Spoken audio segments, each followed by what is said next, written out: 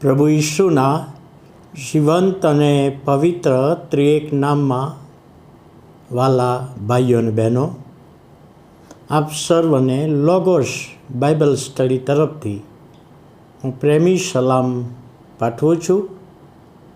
અને આજનો દિવસ 25મી મે 2024 અને શનિવારનો આ નવો દિવસ આપણા જીવનોમાં પ્રભુએ બતાવ્યો માટે પ્રભુનો ખૂબ આભાર માનીએ છીએ.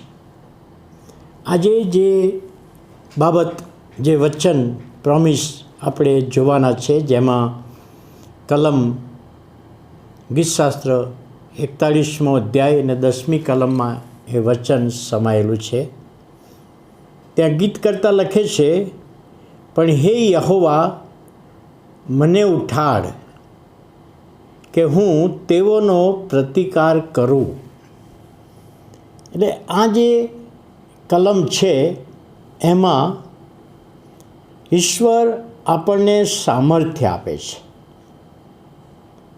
અને સામર્થ્ય આપવાનું પ્રોમિસ આપેલું છે. યહોશવાના સમયમાં આપણે જોઈએ છીએ, મૂસાના સમયમાં જોઈએ છીએ, પ્રબોધકોના સમયમાં કે ઈશ્વર આપણને સામર્થ્ય આપે છે. અહીંયા દાઉદ કહે છે ગીત કરતા કે હે યહોવા તું મને ઉઠાડ, એટલે મને માંદગીમાંથી સાજાપણું આપ. એક બાબત તો એ છે જ, આપણે 2 દિવસથી જોતા આવ્યા છીએ. અને મને તો આત્મિક રીતે પણ દ્રઢ ને મજબૂત બનાવ, મારા આત્માને પણ બચાવ. કેમ? કે હું તેઓનો પ્રતિકાર કરું. હવે આ કલમમાં તેઓનો પ્રતિકાર કરું, તો તેઓ એટલે કોણ એ પહેલાં આપણે સમજવું પડે. તેઓ એટલે કોણ? તેઓ એટલે જેઓ અત્યાર સુધી દાઉદની વિરુદ્ધ બોલતા હતા, દાઉદની આગળ જુઠ્ઠું બોલતા હતા અને દાઉદના વિશે જુઠ્ઠી વાતો ફેલાવતા હતા. એમનો મારે સામનો કરવો છે, પ્રતિકાર કરવો છે. જેઓ મારા મરણની રાહ જોઈ રહ્યા છે, જેઓ મારી માંદગીથી બહુ આનંદિત થઈ ગયા છે, એમનો મારે પ્રતિકાર કરવો છે. એટલે અહીં આગળ જે બાબત લખવામાં આવી છે,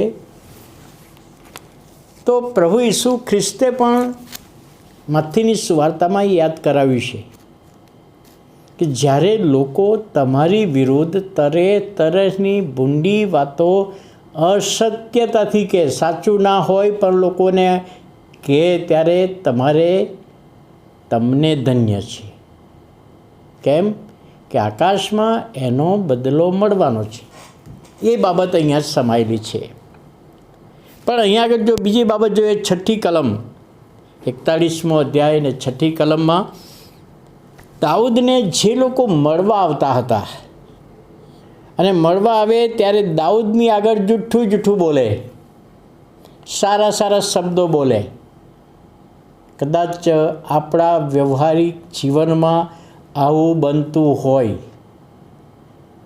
પણ દાઉદ કહે છે તેઓ મારી ખબર કાઢવા આવ્યા છે, પણ હૃદયમાં તો એમ જ છે કે હું ક્યારે મરણ પામું.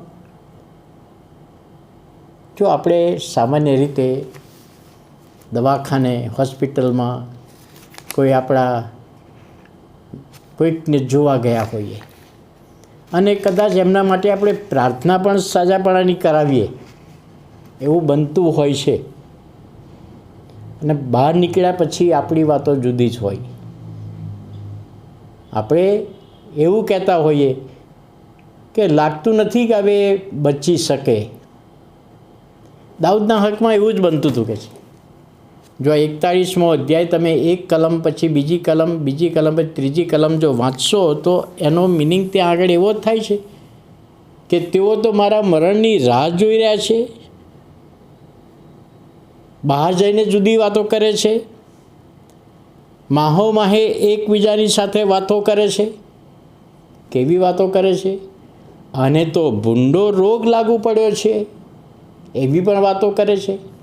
અને ઘણી બધી વખત એવું થાય છે, ઘણા બધા વ્યક્તિઓ પોતાના શરીરમાં જે રોગ હોય એ છુપાવવા પ્રયત્ન કરતા હોય છે, એવું બનતું હોય છે.